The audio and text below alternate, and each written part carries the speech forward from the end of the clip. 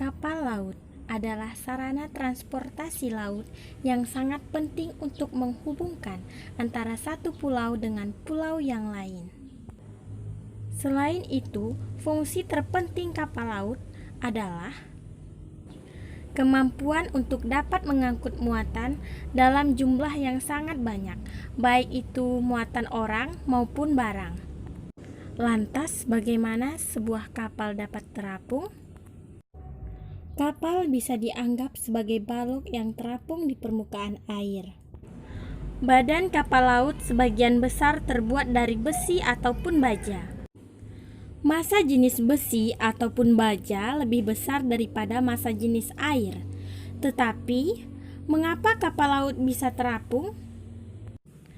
Agar kapal laut dapat terapung, bagian dalam badan kapal laut dibuat berongga.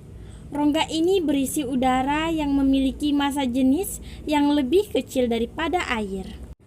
Dengan adanya rongga ini, massa jenis rata-rata badan kapal laut dapat dibuat lebih kecil daripada massa jenis air, di mana rho badan kapal lebih kecil daripada rho air.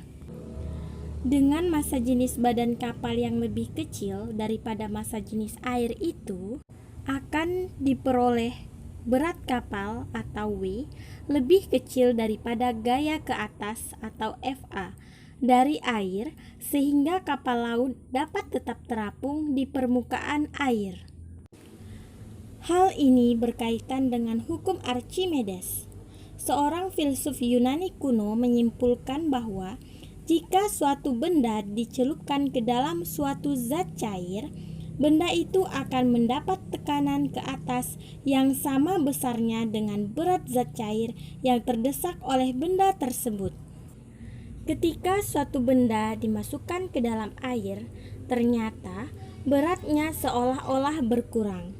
Peristiwa ini tentunya bukan berarti massa benda menjadi hilang, namun disebabkan oleh suatu gaya yang mendorong benda yang arahnya berlawanan dengan arah benda tersebut.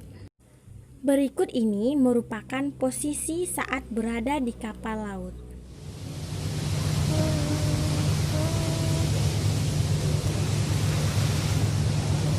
Ini merupakan fenomena yang terjadi saat kita berada di kapal laut. Saat kita berada di dalam kapal laut, maka kita juga akan ikut mengapung bersama kapal laut.